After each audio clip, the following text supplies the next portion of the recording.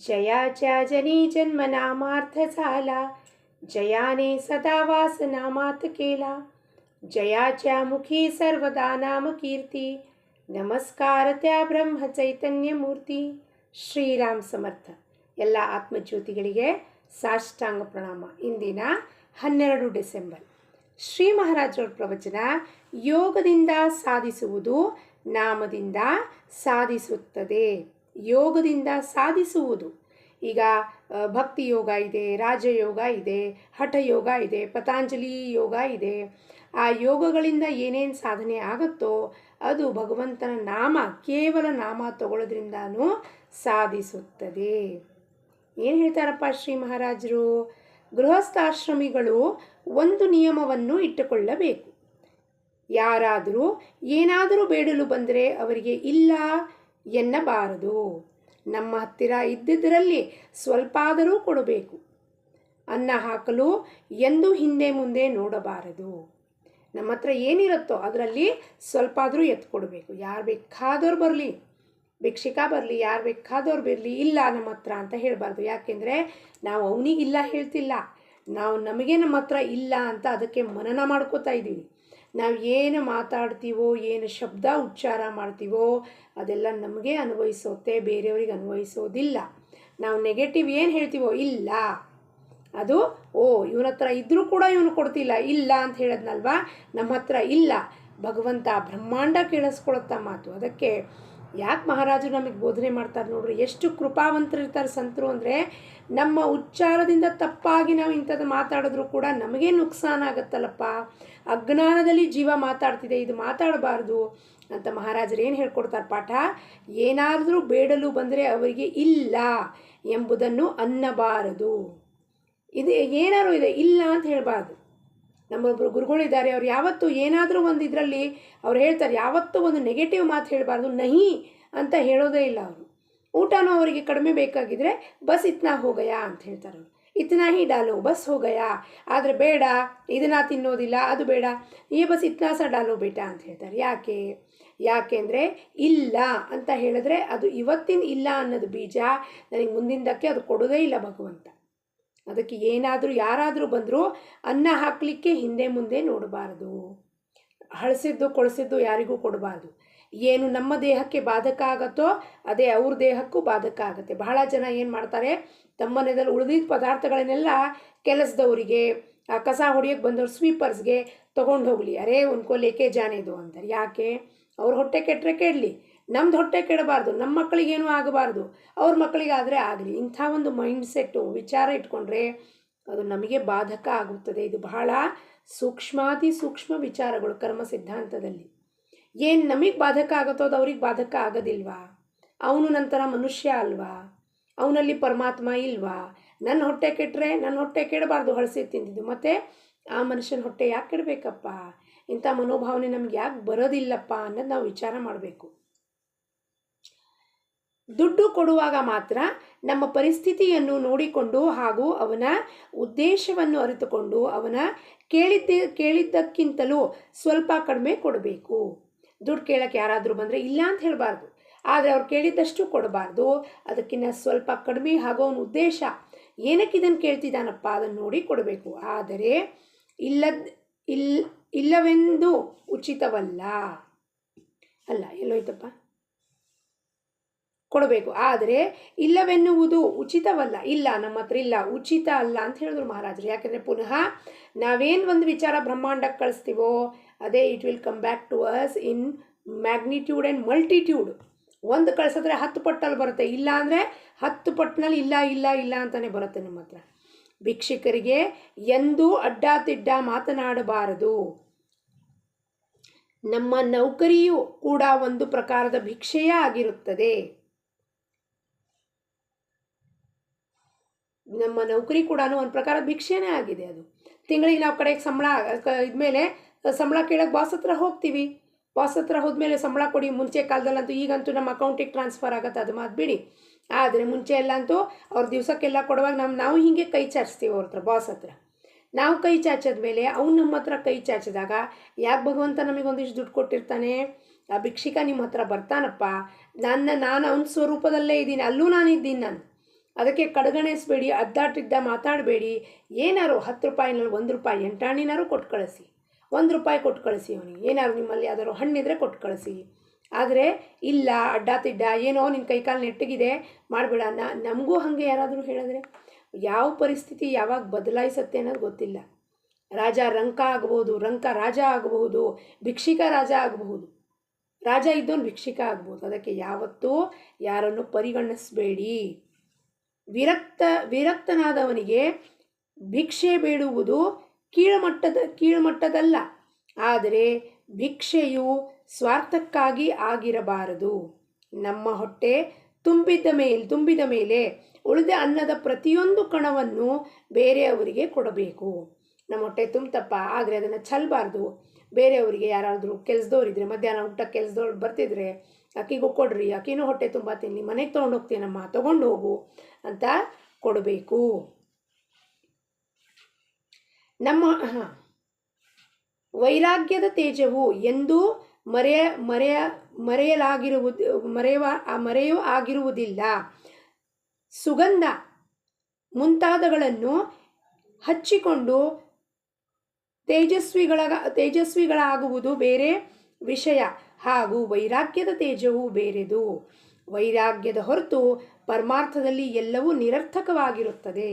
ವೈರಾಗ್ಯ ಅಂದರೆ ಏನಪ್ಪ? ಕಾಡಲು ಕೂತ್ಕೊಳ್ಳೋದಲ್ಲ, ಕಣ್ಣು ಮುಚ್ಕೊಂಡು ಕೂತ್ಕೊಳ್ಳೋದಲ್ಲ. ವೈರಾಗ್ಯ ಅಂದರೆ ಅದು ಒಂದು ಮನಸ್ಸಿನ ಸ್ಥಿತಿ. ಏನಪ್ಪ? ರಾಗ ದ್ವೇಷ ರಹಿತ. ರಾಗನೂ ಇಲ್ಲ, ದ್ವೇಷನೂ ಇಲ್ಲ, ಪ್ರೀತಿನೂ ಇಲ್ಲ ಅಲ್ಲಿ ಯಾವ ವಸ್ತು ಬಗ್ಗೆ, ಅಥವಾ ದ್ವೇಷನೂ ಇಲ್ಲ. ನನಗೆ ಇವತ್ತು ಶ್ರೀಖಂಡ್ ಪೂರಿ ಕೊಟ್ರಾ ಆಯಿತು, ಇಲ್ಲ ಶ್ರೀಖಂಡ್ ಪೂರಿ ನಾಳೆ ಕೊಡಲಿಲ್ಲ, ದ್ವೇಷನೂ ಮಾಡೋಂಗಿಲ್ಲ. ಇವತ್ತು ತನಕ ತಿನ್ಕೊಂಡು ಬಂದೆ ನಾನು, ಆದರೆ ಡಯಾಬಿಟೀಸ್ ಆಯಿತು, ಡಾಕ್ಟರ್ ತಿನ್ನಬೇಡಿ ಅಂದ, ಅದಕ್ಕೆ ನಾನು ಇನ್ಮೇಲಿಂದ ತಿನ್ನೋದೇ ಇಲ್ಲ, ಅದ್ರ ಮೇಲೆ ದ್ವೇಷ ಮಾಡಿದ್ದೀನಿ ಅಲ್ಲ. ಅಥವಾ ತಿನ್ನೋದ ಸಮಯದಲ್ಲಿ ಭಾಳ ಪ್ರೀತಿ ಮಾಡ್ತೀನಿ ನಾನು ಅಲ್ಲ. ಎರಡೂ ರಹಿತವಾದ ಸ್ಥಿತಿ. ಇವತ್ತು ಹೇಳಿದ್ರು ಡಾಕ್ಟರು ತಿನ್ನಬೇಡಮ್ಮ ನೀನು, ಆಯಿತು ಮಹಾರಾಜ್ ನಿಮ್ಮಿಷ್ಟ, ನೀವು ಹೇಳಿದ್ದಂತೆ ಆಗಲಿ. ಮೊನ್ನೆ ತನಕ ತಿನ್ಕೊಂಬಂದೆ, ಆಯಿತು. ಇಲ್ಲಿ ತನಕ ತಿನ್ಕೊಂಬಂದಿಲ್ಲ, ಇನ್ನು ತಿನ್ನಬೇಡ, ಆಯಿತು ಮಹಾರಾಜ್. ಅದನ್ನು ಒಪ್ಕೊಳ್ಳೋದು ಅದು ವೈರಾಗ್ಯದ ಸ್ಥಿತಿ. ಜಗತ್ತಿನ ಸ್ವಭಾವ ತಿಳಿಯುವುದು ಜ್ಞಾನದ ಮೊದಲನೇ ಮೆಟ್ಟಲಾಗಿರುತ್ತದೆ. ಏನಪ್ಪ ಜಗತ್ತಿನ ಸ್ವರೂಪ? ಜಗತ್ತಿನ ಸ್ವರೂಪ ಅಶಾಶ್ವತ, ಅಸ್ಥಿರ, ವಿನಾಶಿ ಆಗುವುದು. ಅಸ್ಥಿರ, ಅದು ಸ್ಥಿರ ಇಲ್ಲ. ಅದು ಸ್ಥಿರ ಶಾಶ್ವತ ಯಾರು? ಒಬ್ಬನೇ ಪರಮಾತ್ಮ. ಇದೆಲ್ಲ ಸ್ವರೂಪ ಏನು ಕಾಣಿಸುತ್ತೆ ನಮ್ಮ ಕಣ್ಣು ಮುಂದೆ? ಬೆಳಕಾದರೆ ಎಲ್ಲವೂ ಕಾಣಿಸುತ್ತೆ ವಸ್ತುಗಳು. ರಾತ್ರಿ ಕಣ್ಣು ಮುಚ್ಚಿದಾಗ ಎಲ್ಲ ಹೋಯ್ತು ಎಲ್ಲ ವಸ್ತು, ಎಲ್ಲ ಲಯ. ಅದು ಕಣ್ಣಿಂದ ಮರೆಮಾಚದು ಅಂದರೆ ಸತ್ಯನ? ಅದು ಅಲ್ಲ, ಅಸತ್ಯ. ಅಂದಮೇಲೆ ಅದರ ಹಿಂದೆ ಹೋಗಿ ಆ ಜಗತ್ತಿನ ವಸ್ತು ವಿಷಯ ವ್ಯಕ್ತಿನೇ ಸುಳ್ಳು ಅಂದಮೇಲೆ ಅವ್ರು ಹೇಳಿದ ಮಾತು ಎಷ್ಟೊತ್ತು ಸತ್ಯ ಇರುತ್ತೆ? ಅವೆಲ್ಲವೂ ಸುಳ್ಳೆ. ಅವ್ರು ನಮಗೆ ಸಮ್ಮಾನ ಮಾಡಿದ್ರೇನು, ಅಪಮಾನ ಮಾಡಿದ್ರೇನು, ನಿಂದೆ ಮಾಡಿದ್ರೇನು, ಸ್ತುತಿ ಮಾಡಿದ್ರೇನು, ಎಲ್ಲವೂ ಅಶಾಶ್ವತ, ಎಲ್ಲವೂ ಸುಳ್ಳು. ಅದರಲ್ಲಿ ಯಾವ ಥರವಾದ ಸತ್ಯಾಂಶ ಇಲ್ಲ. ಸತ್ಯ ಇರುವುದು ಒಂದೇ, ಪರಬ್ರಹ್ಮ ವಸ್ತು ಪರಮಾತ್ಮ. ಅವನಿಗೆ ನಾವು ಮೊರೆ ಹೊಕ್ಕಬೇಕೇ ವಿನಃ ಜಗತ್ತಿನ ಸ್ವರೂಪಕ್ಕಲ್ಲ. ಇದು ಅರಿವಿಗೆ ಯಾರಿಗೆ ಬರುತ್ತೋ ಅದು ಜ್ಞಾನದ ಮೊದಲನೇ ಮೆಟ್ಟಿಲು. ಯಾವುದು ಅಸತ್ಯವಾಗಿರುತ್ತದೋ ಅದನ್ನು ಸತ್ಯವೆಂದು ತಿಳಿಯುವುದು ಅಜ್ಞಾನ, ಅವಿದ್ಯೆ ಆಗಿರುತ್ತದೆ. ನಾವೆಲ್ಲ ಲೌಕಿಕ ಜ್ಞಾನಕ್ಕೆ ವಿದ್ಯೆ ಅಂದ್ಕೊಂಡ್ಬಿಟ್ಟಿದ್ದೀವಿ. ಲೌಕಿಕ ಜ್ಞಾನ ಅದು ಅವಿದ್ಯಾ ಅಜ್ಞಾನ. ಯಾಕಪ್ಪ? ಯಾಕೆಂದರೆ ಅದು ಶಾಶ್ವತ ಅಲ್ಲ, ಉಪಾಧಿಯಿಂದ ಅಂಟುಕೊಂಡಿರೋ ವಿದ್ಯೆ. ಅದು ಉದರಭರಣ ನಿಮಿತ್ತ ಮಾತ್ರಕ್ಕೆ ನಾವು ದುಡಿತಾ ಇರೋದು.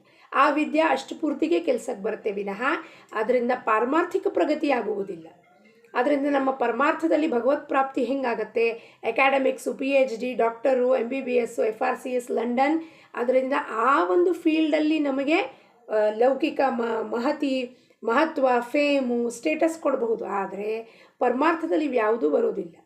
ಪರಮಾರ್ಥದಲ್ಲಿ ಇವೆಲ್ಲ ಬಿದ್ದೋದಾಗ ಮಾತ್ರ ಪರಮಾತ್ಮ ಏನು ಅಂತ ನಮಗೆ ಅರಿವಿಗೆ ಬರುತ್ತದೆ. ನಿಜವಾಗಿಯೂ ಮನುಷ್ಯನ ಪಾರಮಾರ್ಥಿಕ ಯೋಗ್ಯತೆ ಏನಿರುತ್ತದೆ ಎಂಬುದು ಸಾಮಾನ್ಯ ಮನುಷ್ಯನಿಗೆ ತಿಳಿಯುವುದು ಅಶಕ್ಯ. ಸಾಧುಗಳಿಗೆ ಅಂತರಂಗ ತಿಳಿಯುತ್ತದೆ. ಅದಕ್ಕೆ ಅವ್ರೇನು ಮಾಡ್ತಾರೆ? ನಮ್ಮ ಅಂತರಂಗ ನೋಡ್ತಾರೆ. ನಾವು ಹೋದಾಗ ಗುರುಗಳ ಹತ್ರ ಈ ಜೀವಕ್ಕೆ ಏನು ಬೇಡಿಕೆ ಇದೆಯಪ್ಪ ಅದನ್ನು ನೋಡ್ತಾನೆ ಗುರು ವಿನಃ ನಮ್ಮ ಸ್ಟೇಟಸ್ಕೋ, ನಮ್ಮ ಪೊಸಿಷನು, ಅಂತಸ್ತು, ಯಾವ ಮಂತನದಿಂದ ಬಂತಿದ್ದೀವಿ ಅಂತ ಏನೂ ನೋಡೋದಿಲ್ಲ. ಆದ್ದರಿಂದ ಅಂಥ ದೃಷ್ಟಿಯು ಬರುವವರೆಗೂ ನಾವು ಯಾರಿಗೂ ಹೆಸರು ಇಡಬಾರದು. ಮರಣ ಸಮಯದಲ್ಲಿ ಮನುಷ್ಯನು ಮನಸ್ಸಿನ ಯಾವ ಅವಸ್ಥೆಯಲ್ಲಿ ಹೋಗುವನೆಂಬುದು ಇರದಿಂದ ಅವನ ಪಾರಮಾರ್ಥಿಕ ಅವಸ್ಥೆಯ ಕಲ್ಪನೆ ಬರಲು ಶಕ್ಯವಿರುತ್ತದೆ. ಅವನು ಯಾವೊಂದು ಪರಮಾರ್ಥ ಸ್ಥಿತಿಯಲ್ಲಿರ್ತಾನೆ ಅನ್ನೋದು ಅಂತಿಮ ಸಮಯದಲ್ಲಿ ಗೊತ್ತಾಗುತ್ತದೆ. ಸಾಮಾನ್ಯ ಮನುಷ್ಯನೂ ಕೂಡ ನಾಮದ ಸಹಾಯದಿಂದ ದೊಡ್ಡ ಯೋಗ್ಯತೆಯನ್ನು ಸಂಪಾದಿಸುತ್ತಾನೆ. ಆದರೆ ಅದು ತಿಳಿಯುವುದಕ್ಕಾಗಿ ನಾವು ಸ್ವತಃ ನಾಮದಲ್ಲಿ ತನ್ಮಯರಾಗಬೇಕಾಗುತ್ತದೆ. ನಾಮದಲ್ಲಿ ಬಹಳ ದೊಡ್ಡ ಸಾಮರ್ಥ್ಯವಿರುತ್ತದೆ. ಯಾರು ಅದರ ಅನುಭವ ತೆಗೆದುಕೊಂಡು ನೋಡುವುದಿಲ್ಲ. ಇದಕ್ಕೆ ಏನು ಮಾಡಬೇಕು? ಶ್ರೀ ಮಹಾರಾಜ ಅಂತಾರೆ, ಯಾರೂ ತೊಗೊಂಡು ನೋಡೋದಿಲ್ಲಪ್ಪ. ಇದರ ಸಾಮರ್ಥ್ಯ ಶಕ್ತಿ ಏನಿದೆ? ನನಗೆ ನನ್ನ ಸ್ವರೂಪ ತಿಳಿಸ್ಕೊಡೋದಂಥ ಸಾಮರ್ಥ್ಯ ನಾಮದಲ್ಲಿದೆ. ನೀನು ದೇಹ ಮನಸ್ಸು ಬುದ್ಧಿ ಅಲ್ಲ, ಭಗವಂತನ ಸ್ವರೂಪ ಹೊಂದಿದ್ಯಾ. ಯಾವ್ಯಾವ ಜನ್ಮದಲ್ಲಿ ಯಾವ್ಯಾವ ಸಂತರಾಗಿದ್ವೋ, ಯಾವ ಋಷಿಮುನಿಗಳಾಗಿದ್ವೋ ನಮಗೆ ಗೊತ್ತಿಲ್ಲ. ಆದರೆ ಅದರ ಅನುಭವ ನಾವು ತೊಗೊಳ್ಲಿಕ್ಕೆ ರೆಡಿ ಇಲ್ಲ. ನಾವೇನು ಅನ್ಕೋತೀವಿ, ತುಕಾರಾಮ್ ಮಹಾರಾಜರಿಗೆ ಸಾಧ್ಯ ಆಯಿತು, ಮೀರಾಬಾಯಿಗೆ ಸಾಧ್ಯ ಆಯಿತು, ಇವ್ರಿಗೆ ಸಾಧ್ಯ ಆಯಿತು, ನಮಗೆ ಇವೆಲ್ಲ ಸಾಧ್ಯ ಇಲ್ಲ. ಹಾಗಂದರೆ ನಮಗೇನು ಸಾಧ್ಯ ಆಗುತ್ತೆ?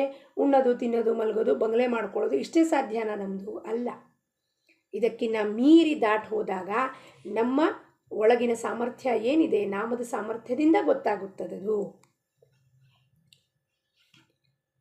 ಯೋಗದಿಂದ ಏನು ಸಾಧಿಸುತ್ತದೋ ಅದು ನಾಮದಿಂದ ಸಾಧಿಸುತ್ತದೆ ಎಂಬುದರಲ್ಲಿ ಸಂಶಯವೇ ಇಲ್ಲ. ಯಾರಿಗೆ ನಾಮದ ರುಚಿಯು ಹತ್ತಿರುತ್ತದೆಯೋ ಅವರ ಮೇಲೆ ಭಗವಂತನು ನಿಶ್ಚಿತವಾಗಿ ಕೃಪೆ ಮಾಡಿದನೆಂದು ತಿಳಿಯಬೇಕು. ಆದರೆ ನಾಮದ ರುಚಿಯು ಹತ್ತುವವರೆಗೆ ನಿರಂತರ ನಾಮ ತೆಗೆದುಕೊಳ್ಳುವುದೆಂದೇ ಉಪಾಯವಾಗಿರುತ್ತದೆ. ಆ ರುಚಿ ಹತ್ತಬೇಕು. ಪರಮಾತ್ಮ ಏನು ಅಂತಪ್ಪ ರುಚಿ ಹತ್ತಬೇಕು ಅಂದರೆ ನಾವೇನು ಮಾಡಬೇಕು? ನಿರಂತರ ನಾಮ ತಗೊಳ್ತಾನೇ ಇರಬೇಕು. ಅದಕ್ಕೆ ಅದೇ ಒಂದು ಉಪಾಯ ಇರೋದು. ಹಾಗೆ ನೋಡಿದರೆ ಪ್ರಾಪಂಚಿಕ ಜನರು ಅತ್ಯಂತ ಸ್ವಾರ್ಥಿಗಳು ಇರುತ್ತಾರೆಂಬುದು ನಮಗೆ ಕಂಡುಬರುತ್ತದೆ. ಅವರ ಸ್ವಾರ್ಥದಲ್ಲಿ ಕಿಂಚಿತ್ ವ್ಯತ್ಯಾಸ ಆಗದೆ ಅವರಿಗೆ ಪರಮಾರ್ಥ ಬೇಕಾಗಿರುತ್ತದೆ. ಇದು ಹೇಗೆ ಶಕ್ಯವಿರುತ್ತದೆ? ಒಂದು ಓರೆಯಲ್ಲಿ ಎರಡು ತಲ್ವಾರ್ ಇರ್ಲಿಕ್ಕೆ ಸಾಧ್ಯ ಇಲ್ಲ. ಇಲ್ಲಿ ಪರಮಾತ್ಮ ಇರ್ಲಿಕ್ಕೆ ಸಾಧ್ಯ ಇಲ್ಲ, ಪ್ರಪಂಚ ಇರ್ಲಿಕ್ಕೆ ಸಾಧ್ಯ ಇದೆ. ಪ್ರಪಂಚದ ಆಸ್ತಿ, ಅಂತಸ್ತು, ಮನೆ, ವಿಷಯ, ವ್ಯಕ್ತಿ ಬೇಕು ಅಂದರೆ ಪರಮಾತ್ಮ ಬಿಡಬೇಕಾಗತ್ತೆ. ಅಥವಾ ಪರಮಾತ್ಮ ಬೇಕು ಅಂದರೆ ಜಗತ್ತಿನ ಬೆನ್ನು ಹತ್ತದ್ದು ಬಿಡಬೇಕಾಗಿರುತ್ತೆ. ಚಾಯ್ಸು ನಮಗೆ ಕೊಟ್ಟಿಯಾನ ಪರಮಾತ್ಮ. ನೀವೇನು ಆಯ್ಕೆ ಮಾಡ್ಕೋತೀರೋ ಅದರ ಪ್ರತಿ ನಿಮಗೆ ಅದರ ಫಲ ಸಿಗುತ್ತದೆ. ಎರಡೂ ಸಿಗಬೇಕು ಅಂದರೆ ಶಕ್ಯ ಆಗೋದಿಲ್ಲ. ಅತ್ಯಂತ ನಿಸ್ವಾರ್ಥಿಗಳು ಆಗುವುದಕ್ಕಾಗಿ ಪರಮಾರ್ಥ ಎನ್ನುತ್ತಾರೆ. ಪರಮಾರ್ಥ ಅಂದರೆ ಏನು? ನಿಸ್ವಾರ್ಥಿ ಆಗಬೇಕಂದ್ರೆ ಮನೆಯಿಂದ ಹಿಡಿದು ಆಚೆವರೆಗೂ ಯಾರಿಂದ ಯಾವ ಥರವಾದ ಅಪೇಕ್ಷೆಯನ್ನು ಮಾಡಬಾರದು. ಯಾರಿಂದ ಏನೂ ಅಪೇಕ್ಷೆ ಮಾಡಬಾರ್ದು. ಅದು ಸಾಧಿಸುವುದಕ್ಕಾಗಿ ನಾವು ಸ್ವಲ್ಪ ಆದರೂ ಸ್ವಾರ್ಥ ತ್ಯಾಗಕ್ಕೆ ಸಿದ್ಧರಾಗಬೇಕಾಗುತ್ತದೆ. ಸಾಧು ಸಂತರ ಹತ್ತಿರ ಹೋಗಿ ಇದನ್ನೇ ಕಲಿಯುವುದಕ್ಕಾಗಿರುತ್ತದೆ. ಸಾಧು ಸಂತರ ಹತ್ರ ಹೋಗಿ ಏನು ಕಲಿಬೇಕಾಗಿದೆ? ನಮ್ಮ ಆಸ್ತಿ, ಅಂತಸ್ತು, ಮನತನದ್ದು ಗೌರವ ಹೇಳ್ಕೊಂಡು ಅವ್ರ ಮುಂದೆ ಅಹಂಕಾರ ತೋರಿಸೋದಲ್ಲ. ಅವರಿಂದ ಇದನ್ನೆಲ್ಲ ಹೆಂಗೆ ಕಲ್ತ್ಕೋಬೇಕಪ್ಪ? ನಿಸ್ವಾರ್ಥಿ ಹೆಂಗಾಗಬೇಕು, ನಿರ್ಲೋಭಿ ಹೆಂಗಾಗಬೇಕು, ಅಪೇಕ್ಷೆ ರಹಿತ ನಿಷ್ಕಾಮ ಸೇವೆ ಕರ್ಮಗಳನ್ನು ಹೆಂಗೆ ಮಾಡಬೇಕು ಅನ್ನೋದು ಕಲಿಬೇಕಾಗಿರುತ್ತದೆ. ಪ್ರಪಂಚದ ಮೇಲೆ ಸಂಪೂರ್ಣ ನೀರು ಬಿಡಿರಿ ಎಂದು ಯಾರೂ ಹೇಳುವುದಿಲ್ಲ. ಹಾಗೆ ಹೇಳಿದರೆ ಯಾರೂ ಅದು ಕೇಳುವುದೂ ಇಲ್ಲ. ಯಾವ ಸಾಧು ಸಂತರು ನೀವು ನೀರು ಬಿಟ್ಬಿಟ್ಟು ಇಲ್ಲಿ ಬಂದು ಕೂತ್ಕೊಡ್ರಿ, ಹರಿ ಅನ್ರಿ ಅಂತ ಹೇಳಿಲ್ಲ. ಅವ್ರು ಹಂಗೆ ಹೇಳಿದ್ರೆ ನಾವು ಕೇಳಿದ್ದೀವ? ಇಲ್ಲಿ ತನಕ ಅವ್ರ ಮಾತನ್ನು ಕೇಳೂ ಇಲ್ಲ. ಆದರೆ ಪ್ರಪಂಚವೆಂದರೆ ಕೇವಲ ನಮ್ಮ ಸ್ವಾರ್ಥ, ಇದೇ ನಮ್ಮ ಸರ್ವಸ್ವ ಎಂದು ತಿಳಿಯಬೇಡಿರಿ ಎಂದು ಹೇಳಿರುತ್ತಾರೆ. ಅದೇನೋ ಅನುಚಿತ ಅಲ್ಲ. ಸ್ವಾರ್ಥ ಕಡಿಮೆ ಆಗುವುದಕ್ಕಾಗಿ ವಾಸನೆ ಕಡಿಮೆ ಆಗಬೇಕಾಗುತ್ತದೆ. ವಾಸನೆ ಕಡಿಮೆ ಆಗುವುದಕ್ಕಾಗಿ ಭಗವಂತನ ಆಧಾರ ಹೊಂದಬೇಕಾಗುತ್ತದೆ. ಭಗವಂತನ ಆಧಾರ ಹೊಂದುವುದಕ್ಕಾಗಿ ಅವನ ಅನುಸಂಧಾನವನ್ನು ಇಟ್ಟುಕೊಳ್ಳಬೇಕಾಗುತ್ತದೆ. ಅವನ ಅನುಸಂಧಾನ ಇಟ್ಟುಕೊಳ್ಳಲು ಅವನ ನಾಮ ತೆಗೆದುಕೊಳ್ಳಬೇಕಾಗುತ್ತದೆ. ಆದ್ದರಿಂದ ನೀವು ಅವನ ನಾಮ ತೆಗೆದುಕೊಳ್ಳಿರಿ. ಇಂದಿನ ಬೋಧವಚನ: ಯಾರಿಗೆ ನಾಮದ ಪ್ರೇಮ ಹತ್ತಿರುತ್ತದೋ ಅವರಿಗೆ ಭಗವಂತನ ದರ್ಶನ ಆಗಿಯೇ ಆಗುತ್ತದೆ. ಭಗವಂತ ಎಲ್ಲಿದ್ದಾನಪ್ಪ? ಆ ನಾಮದಲ್ಲಿದ್ದಾನೆ.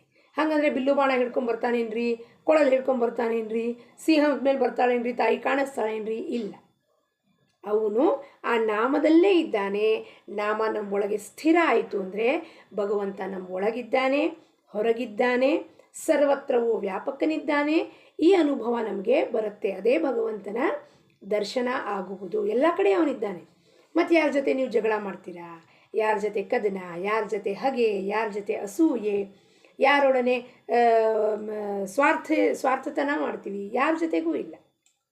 ಅದಕ್ಕೆ ನಾವು ಆ ಭಗವಂತನ ನಾಮದ ಪ್ರೇಮ ಬಂದರೆ ಆವಾಗ ಭಗವಂತನ ದರ್ಶನ ನಿಶ್ಚಿತವಾಗಿಯೂ ಆಗಿಯೇ ಆಗುತ್ತದೆ. ಜಾನಕಿ ಜೀವನ ಸ್ಮರಣ. ಜೈ ಜಯ ರಾಮ್.